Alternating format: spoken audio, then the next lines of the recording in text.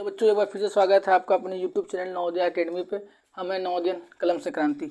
आज की इस वीडियो में हम त्रिकोणमिति का परिचय अध्याय के अंतर्गत कुछ विशिष्ट कोणों के त्रिकोणमिति अनुपात के बारे में चर्चा करेंगे। ये कुछ विशिष्ट कोण जैसे 45 डिग्री, 30 डिग्री और 60 डिग्री कोण के लिए के जो मान होते हैं, sine 45 degree, sine 30 degree, sine 60 degree, इसी तरीके से कॉस के लिए, टेन के लिए और बाकी सब जितने रेशियो बचे उनके मान को हम किस तरीके से फाइंड करते हैं।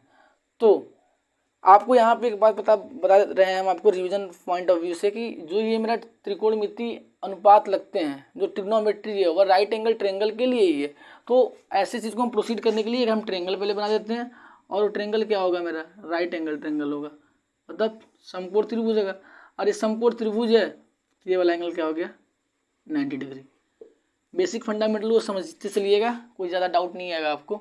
अब यहाँ पे मुझे 45 डिग्री के संबंधित सभी त्रिकोणमितीय अनुपात चाहिए। तो मतलब इस त्रिभुज में थीटा की वैल्यू होगी, जो यहाँ पे हम थीटा कंसीडर करते हैं, वो थीटा की वैल्यू कितनी हो जाएगी, 45 डिग्री हो जाएगी। तो इस वाले एंगल को हम कर लेते हैं 45 डिग्री।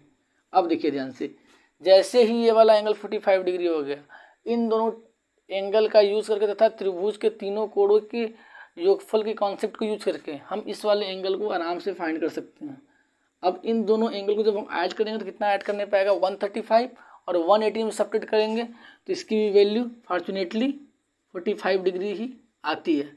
जैसे ही इसकी वैल्यू 45 डिग्री आई, हमारे माइंड में समझ में आता है कि ये वाली जो साइड है वो इसके बराबर हो जाएगी, क्योंकि ये समद्विबाहु त्रिभुज होता है। हमें पता है समद्विबाहु त्रिभुज में सामने वाले भुजाओं के सामने वाले जो कोण होते हैं, समान भुजाओं के सामने वाले जो कोण होते हैं वो क्या होते हैं, इक्वल होते हैं। इस तरीके से ये वाली भुजा इसके इक्वल हो गई तो इसके सामने एक कोण ये इक्वल है, तो इसके सामने की जो भुजा होगी ये दोनों आपस में इक्वल हो जाएंगी। ठीक है, यहाँ तक पहुँचने के बाद अब देखिए, हमें ये साइड का लेंथ नहीं पता है, लेकिन इतना पता है कि दोनों साइड की लेंथ इक्वल हो। तो 1 मिनट के लिए मैं जूम कर लेते हैं, इसकी लेंथ एक एक्स है, इस वाले की भी लेंथ इसलिए एक्स हो जाएगी।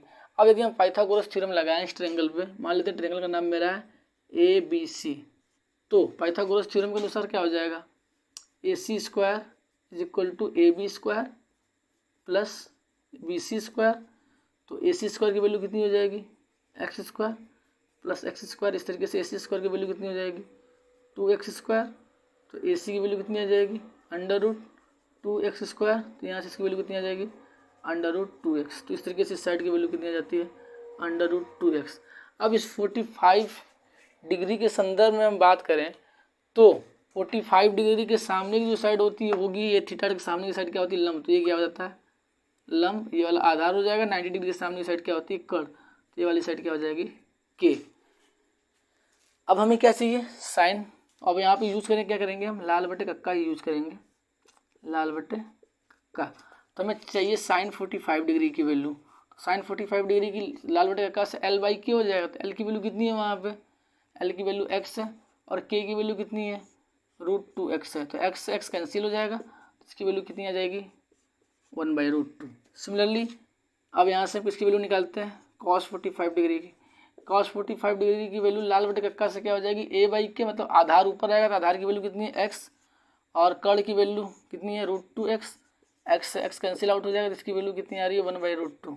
सिमिलरली tan 45 डिग्री की वैल्यू निकालेंगे तो tan 45 डिग्री की वैल्यू कितनी होती है हमारी, L/A, मतलब L की वैल्यू x है, A की वैल्यू भी x है, दैट मीन्स x/x। इस तरीके से इसकी वैल्यू कितनी आ जाएगी, 1। अब देखिए आपको साइन 45 डिग्री की वैल्यू पता है तो यहाँ से आपको cosec 45 डिग्री की वैल्यू भी आसानी से आ जाएगी। ये इसका अपोजिट होगा तो कितना हो जाएगा, √2/1। 1 डिनोमिनेटर में लिखते हैं तो √2 केवल हो गया। सिमिलरली हम यहाँ पे sec 45 डिग्री की वैल्यू निकालें तो क्या हो जाएगा, सिमिलरली इसका अपोजिट ले लेंगे, इसका व्युत्क्रम √2 हो जाएगा। और ऐसे ही हम cot 45 डिग्री की वैल्यू निकालें तो 1 का व्युत्क्रम लेंगे, 1 का वो क्या करेंगे, अपोजिट, तो 1 ही होता है।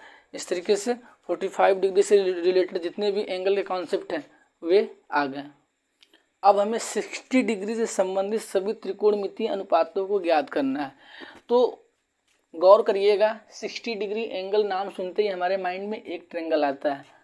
कौन सा ट्रायंगल आता है, समबाहु त्रिभुज, क्योंकि समबाहु त्रिभुज के प्रत्येक कोण क्या होते हैं, 60 डिग्री के होते हैं। तो 60 डिग्री सुनने के बाद मेरे माइंड में ये कॉन्सेप्ट आता है, तो एक हम ऐसा ट्रायंगल बना लेते हैं जो समबाहु त्रिभुज होगा, ठीक है।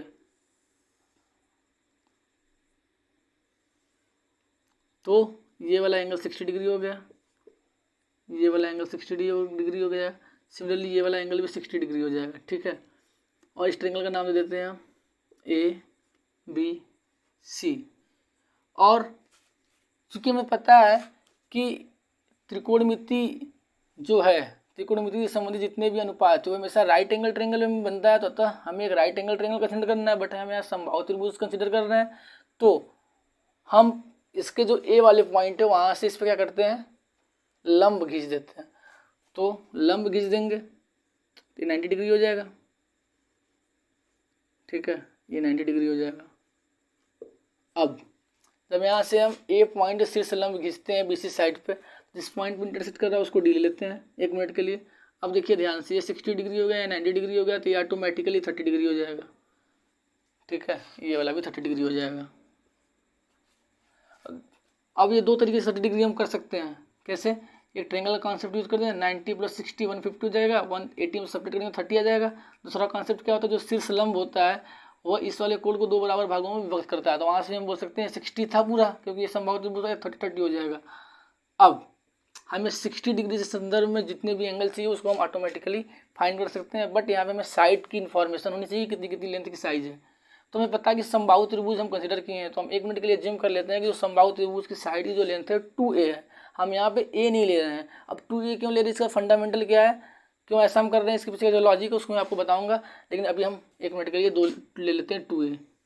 इसकी लेंथ 2a हो जाती है, और इस वाले की भी लेंथ 2a हो जाएगी, और इस वाले की भी 2a हो जाएगी, तो 2a हो जाएगी। परंतु समबाहु त्रिभुज में जो शीर्ष लंब होता है वही माध्यिका भी होती है, इसलिए ये a होगा, तो ये भी ऑटोमेटिकली a हो जाएगा, ठीक है। तो ये हो गया, ये हो गया, ये 2a हो गया, ये 2a हो गया, ठीक है।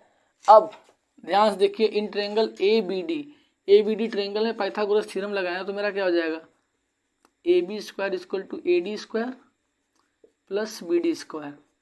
तो आपको पता है AB² की वैल्यू कितनी है, 2a का होल स्क्वायर हो जाएगा। सिमिलरली AD की वैल्यू आपको निकालनी है, और BD की वैल्यू पता है आपको a, तो ये a² हो जाएगा। 2a² क्या होता है, 4a² = AD² + a²। तो यहाँ से सब्ट्रैक्ट करेंगे तो कितना हो जाएगा, 3a² = AD²। यहाँ से AD की वैल्यू कितनी आ जाएगी आपकी, √3a², दैट मीन्स √3a आ गई। इस तरीके से इस वाले साइड की लेंथ मेरी कितनी आ जाती है, √3a। अब हम ये ट्रायंगल अंज्यूम करते हैं, ट्रायंगल ABD। अब हमें यहाँ क्या चाहिए, sin 60 डिग्री की वैल्यू चाहिए। तो sin 60 डिग्री की वैल्यू चाहिए, हम ट्रायंगल कौन सा एज्यूम कर रहे हैं, ABD। तो ABD ट्रायंगल में देखिए 60 डिग्री के सामने जो साइड क्या होती है उसको हम बोलते हैं लंब, मतलब ये वाली साइड मेरी क्या हो गई, लंब। और 90 डिग्री के सामने वाली साइड क्या होती है, कड़। तो ये कड़ हो गया, ये मेरा आधार हो गया, ठीक है। अब देखिए sin 60 डिग्री की वैल्यू क्या हो जाएगी, लाल बट्टा के अनुसार L/K होती है। तो L की वैल्यू कितनी है आपकी, √3a, और K की वैल्यू कितनी है, 2a। ए से a कैंसिल हुआ तो इसकी वैल्यू कितनी आ जाएगी, √3/2। सिमिलरली आपको क्या चाहिए, अब cos 60 डिग्री की वैल्यू। तो cos 60 डिग्री की वैल्यू कितनी होगी, a/K। a की वैल्यू वहाँ कितनी है, a। K की वैल्यू कितनी है, 2 है। तो a से a कैंसिल हुआ तो इसकी वैल्यू कितनी हो जाएगी, 1/2। सिमिलरली अब हम tan 60 डिग्री की वैल्यू निकालते हैं। तो tan 60 डिग्री की वैल्यू क्या हो जाएगी आपकी, tan 60 डिग्री की वैल्यू क्या होगी आपकी, L/A। L की वैल्यू कितनी है वहाँ पे, आप देखिए L की वैल्यू आपकी कितनी है, √3a, और A की वैल्यू कितनी है, a। तो a से a कैंसिल हो जाएगा, इसकी वैल्यू कितनी हो जाएगी, √3। सिमिलरली आपको sin 60 की वैल्यू पता है, तो इसका अपोजिट cosec A की वैल्यू, cosec A, यहाँ पे A की वैल्यू 60 डिग्री, तो 60 ले लेंगे, इसकी वैल्यू कितनी हो जाएगी, जस्ट इसका अपोजिट 2/√3। अब sec 60 डिग्री की वैल्यू कितनी हो जाएगी, इसका अपोजिट 2/1, केवल 2 लिखते हैं। और सिमिलरली cot 60 डिग्री की वैल्यू कितनी हो जाएगी, √3 का अपोजिट, √3 कैसे लिखते हैं, √3/1, इसकी वैल्यू कितनी हो जाएगी, 1/√3। इस तरीके से 60 डिग्री से संबंधित जितने भी एंगल हैं वे भी आ जाते हैं। अब हम बात करते हैं 30 डिग्री से संबंधित सभी एंगल के बारे में। तो देखिए 30 डिग्री के लिए हम कुछ नया चीज़ नहीं करेंगे, 30 डिग्री के लिए हम इसी में थोड़ा सा मॉडिफिकेशन करेंगे, और बाकी वो सभी वैल्यू अपने आप ऑटोमेटिकली आ जाएगी। अब वो मॉडिफिकेशन क्या होगा समझिएगा। अब मॉडिफिकेशन मेरा यही होगा कि अब हम 30 डिग्री को क्या मान ले रहे हैं, थीटा। 30 डिग्री की वैल्यू थीटा हो गई। थीटा के सामने वाली साइड क्या होती है, वो लंब होती है, तो लंब हो गया। और 30 डिग्री से जो लगी हुई साइड वो क्या हो जाएगा, आधार। ये तो कड़ है ही है। तो अब हमें वैल्यू किसी से है साइन 30 डिग्री की। तो साइन 30 डिग्री की वैल्यू कितनी हो जाएगी आपकी, L/K होती है। तो यहाँ पे L कितना है, A, और K कितना है, 2A। तो A से A कैंसिल हुआ तो इसकी वैल्यू कितनी हो गई, 1/2। और cos 30 डिग्री की वैल्यू चाहिए, तो cos 30 डिग्री की वैल्यू कितनी होती है, A/K। यहाँ पे A कितना है, √3A, और K की वैल्यू कितनी है, 2A। तो A से A कैंसिल हो जाएगा तो इसकी वैल्यू कितनी हो जाएगी, √3/2। सिमिलरली आपको कितना चाहिए, tan 30 डिग्री की वैल्यू। तो tan 30 डिग्री की वैल्यू क्या हो जाएगी आपकी, L/A। तो L की वैल्यू A है, और A की वैल्यू कितनी है आपकी, √3A। तो A से A कैंसिल हो जाएगी तो वैल्यू कितनी हो जाएगी, 1/√3। इस तरीके से आपकी साइन के रिस्पेक्ट में साइन 30 डिग्री, cos 30 डिग्री और tan 30 डिग्री की वैल्यू आ जाती है। यदि इन एंगल की वैल्यू आ गई तो cosec 30 डिग्री की वैल्यू अपने आप ही आ जाएगी। cosec 30 डिग्री की वैल्यू कितनी हो जाएगी, जस्ट इसका अपोजिट 2 हो जाएगा। सिमिलरली sec 30 डिग्री की वैल्यू कितनी हो जाएगी, इसका जस्ट अपोजिट 2/√3 हो जाएगा। सिमिलरली यहाँ पे tan 30 डिग्री की वैल्यू आई है, तो tan 30 डिग्री का उल्टा क्या होता है, cot 30 डिग्री। और cot 30 डिग्री की वैल्यू कितनी हो जाएगी आपकी, केवल √3 हो जाएगी। इस तरीके से हम 60 डिग्री, 30 डिग्री और 45 डिग्री से संबंधित जितने भी मेरे ट्रिग्नोमेट्री रेशियो हैं उनकी वैल्यू आसानी से फाइंड किए हैं। आज की वीडियो में इतना ही रखते हैं। मिलते हैं एक नए वीडियो में, एक नए लेक्चर के साथ। तब तक आप हमारे चैनल को लाइक, शेयर और सब्सक्राइब करना ना भूलें। Thank you so much.